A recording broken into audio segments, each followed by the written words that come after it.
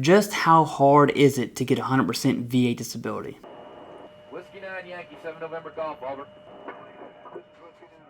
The only claims the VA awards are claims that have these three components: service connection, an in-service event, and a current and chronic diagnosis. If your claim does not have all three of those components, the VA will most definitely deny your claim. We're going to break these down and explain what you need to know for 100% VA disability. There are two different parts to service connection. In a perfect world, every disability claim that you submit, you have medical evidence from your military service. For an example, if you're claiming a back condition, at a minimum, you want medical evidence complaining to your doctors about your back hurts. It's even better if while you're in the military, you got a diagnosis and you were put on some sort of treatment plan, like going to physical therapy. The other side to service connection is a Nexus statement.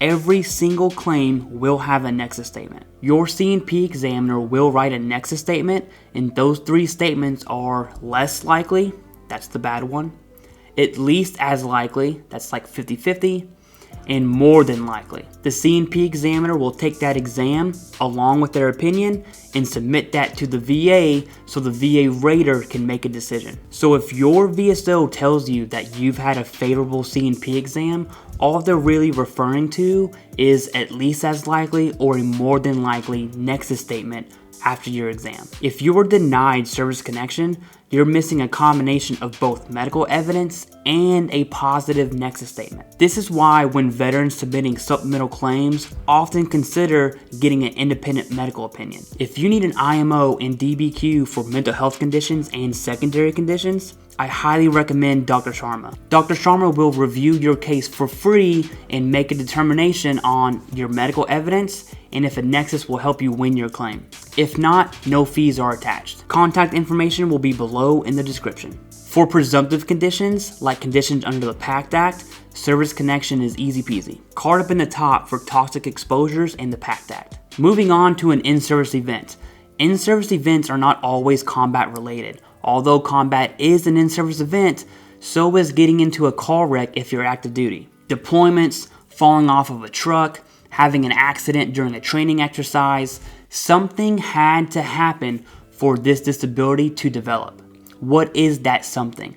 That's an in-service event. And finally, a current diagnosis. I believe this one is slept on a lot, and a good example of this is even if you have medical evidence from service about a knee condition, but 20 years go by and you don't go see a doctor about your knee condition, you're missing a current diagnosis. Now, when you submit a claim, the VA does have a duty to assist and the C&P examiner can give you a diagnosis, but I would caution on you relying on that C&P examiner for the diagnosis. It could be something as simple as going to VA healthcare, talking to your doctor about your symptoms, and getting some x-rays done.